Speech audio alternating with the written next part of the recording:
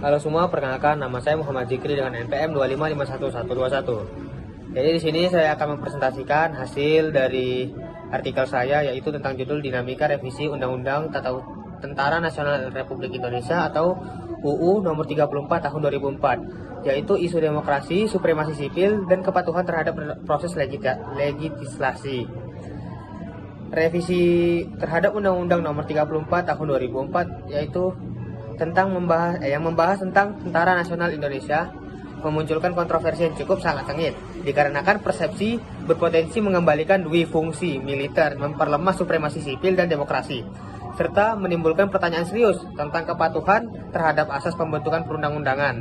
Yang pertama, saya akan membahas dari konteks reformasi dan kekhawatiran demokratis. Sejak reformasi tahun 1998, salah satu tuntutan utama masyarakat adalah agar militer Indonesia kembali menjadi tugas utamanya yaitu sebagai pertahanan negara dan tidak mencampuri urusan sipil. Namun pada akhir tahun 2004 hingga tahun 2025 muncul sebuah rancangan revisi terhadap undang-undang tersebut atau RUU revisi TNI yang memunculkan kekhawatiran bahwa praktik dui fungsi militer, yakni kehadiran militer dalam urusan sipil dan sosial. Kembali persoalan ini tidak hanya sekadar soal teknis legislasi, melainkan isu mendasar bagi demokrasi Indonesia. Bagaimana cara menjaga agar militer tetap profesional? Hasilnya menunjukkan bahwa selain persoalan substansi, aspek prosedural dan partisipasi publik menjadi isu mendasar yang memerlukan perhatian agar proses legislasi berlandaskan negara hukum. Masuk ke dalam pembahasan yang pertama, yaitu modernisasi dan kontroversi. Yang pertama itu ada tuntutan modernisasi pertahanan. Undang-Undang Nomor 34 Tahun 2004 sudah berlaku sejak lama. Banyak pihak yang berargumen kondisi strategis nasional dan global telah berubah, sehingga TNI perlu disesuaikan dari aspek umur pensiun, OMSP, hingga kepangkatan dan organisasi. Argumen ini didasarkan pada kebutuhan untuk menyesuaikan struktur pertahanan dengan dinamika geopolitik regional dan global secara terus berkembang. Yang kedua, ada isu kewenangan sipil dan kecemasan kembalinya dui fungsi. Meski pemerintah telah menyatakan revisi tidak mengembalikan dui fungsi, namun masyarakat tetap mencemaskan ruang yang lebih luas lagi TNI aktif dalam jabatan sipil. Pembahasan juga menilai tutup dan terminim partisipasi masyarakat.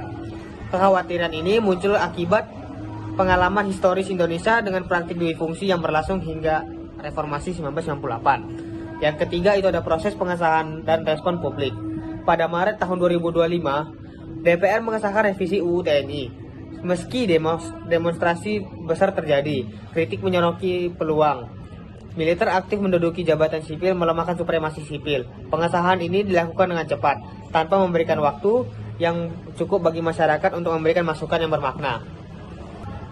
Yang selanjutnya ada muatan pokok revisi militer dan implikasinya.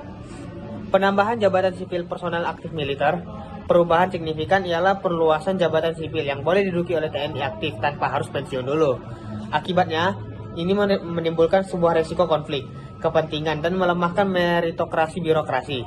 Praktik ini dapat mengakibatkan posisi strategis dalam pemerintahan sipil dan diisi oleh personal militer yang aktif, sehingga mengurangi independensi institusi sipil. Yang kedua itu usia pensiun tentara militer itu ditingkatkan.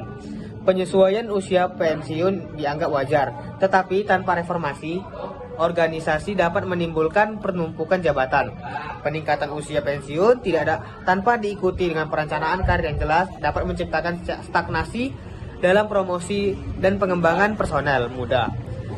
Yang ketiga ada risiko kembali dui fungsi. Gabungan dari dua poin yang di atas berpotensi menghidupkan kembali konsep dui fungsi yang telah dihapus pada masa reformasi 1998. Kombinasi ini diperluasan jabatan sipil dan peningkatan usia pensiun menciptakan kondisi yang memungkinkan militer untuk kembali dalam jabatan urusan sipil. Selanjutnya, prosedur legislatif yang dipersoalkan, pelanggaran asas, pembentukan undang-undangan. Proses pembahasan dinilai melanggar asas pembentukan peraturan perundang-undangan, khususnya partisipasi publik dan keterbukaan terhadap publik. Karena tidak tercantum dalam Prolegnas tahun 2025, dan dibahas secara tertutup. Hal ini menunjukkan bahwa selain isu substansi, aspek prosedural menjadi persoalan serius yang mengancam legitimasi demokrasi dari undang-undang yang dihasilkan. Proses legislasi yang tertutup dan minim partisipasi publik mengurangi legitimasi demokrasi suatu undang-undang dan melanggar prinsip suatu negara. Apalagi kita negara hukum yang telah ditetapkan oleh perundang-undangan yang berlaku. Ketidakadaan RUU TNI dalam Prolegnas tahun 2025 menunjukkan bahwa perencanaan dan legislasi tidak dilakukan dengan transparan dan melibatkan publik tahap awal. Pembahasan yang tertutup juga mencegah masyarakat sipil, akademisi, dan stakeholder untuk memberikan masukan konstruktif dan kritis terhadap rancangan undang-undang tersebut. Selanjutnya ada undang-undang yang dilanggar oleh rancangan undang-undang RUU TNI. Yang pertama, ada Undang-Undang Nomor 12 Tahun 2011 tentang pembentukan peraturan perundang-undangan. Undang-undang ini menegaskan asas keterbukaan terdapat pada pasal 5 dan hak masyarakat berpartisipasi dalam pasal 96. Pembahasan RUU TNI dinilai tidak memenuhi kedua asas tersebut. Pasal 5 tahun 2011 nomor 12 tahun 2011 secara eksplisit menyatakan bahwa pembentukan peraturan perundang-undangan harus dilakukan dengan asas keterbukaan, yang berarti setiap tahap pembentukan harus dapat diakses dan dipantau oleh publik. Sementara itu, pasal 96 memberikan hak kepada masyarakat untuk berpartisipasi dalam proses pembentukan peraturan perundang-undangan, baik melalui pendapat, pengajuan usul, maupun berpartisipasi lainnya.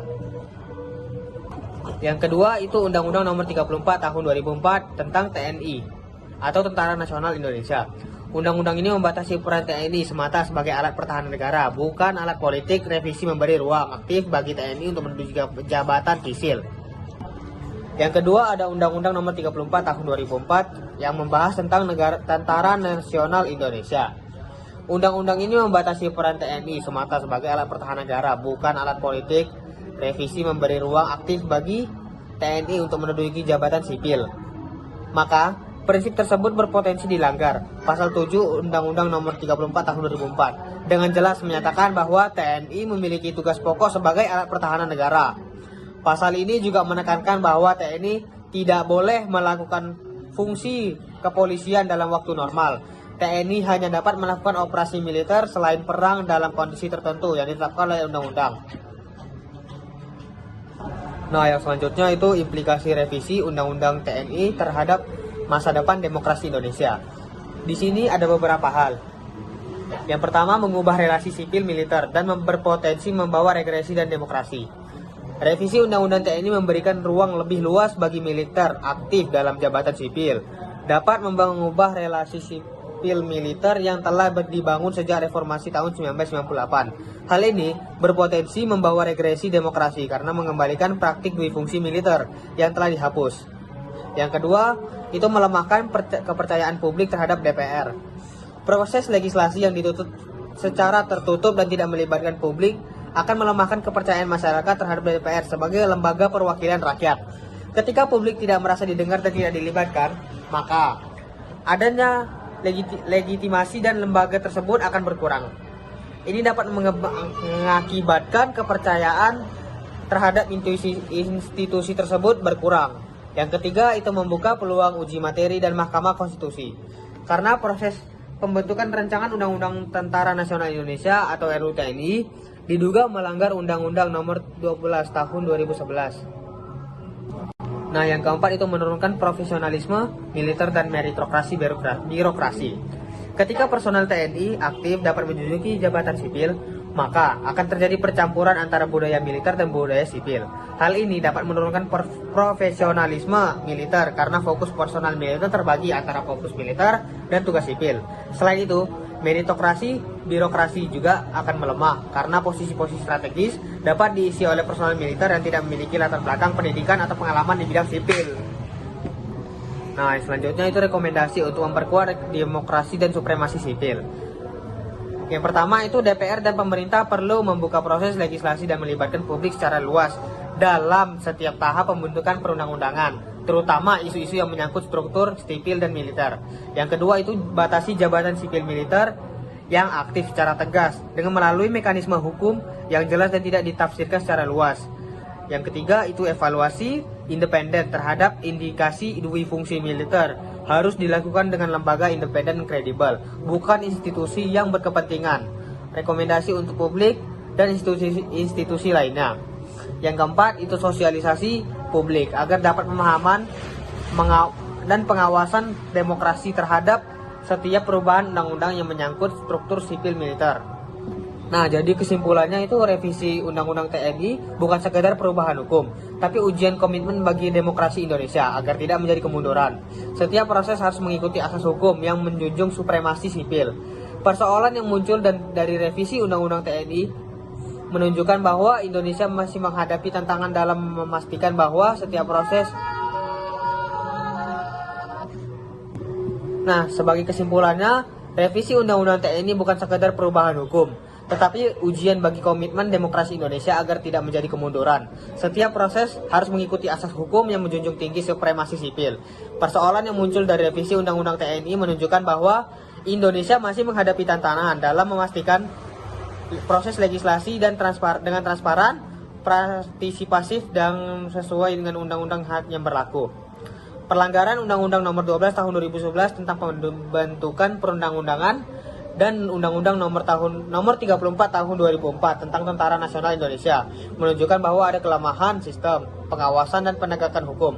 Oleh karena itu, diperlukan upaya bersama dari semua pihak pemerintah, DPR, Mahkamah Konstitusi, masyarakat sipil, dan akademisi untuk memastikan bahwa demokrasi Indonesia tetap kuat dan supremasi sipil militer tetap terjaga.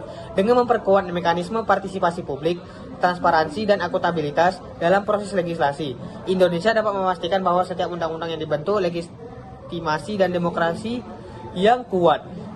Sesuai prinsip dengan negara hukum, komitmen demokrasi dan supremasi harus menjadi prioritas utama dalam setiap proses pengambilan keputusan yang menyangkut struktur dan peran institusi negara, khususnya institusi pertahanan dan keamanan.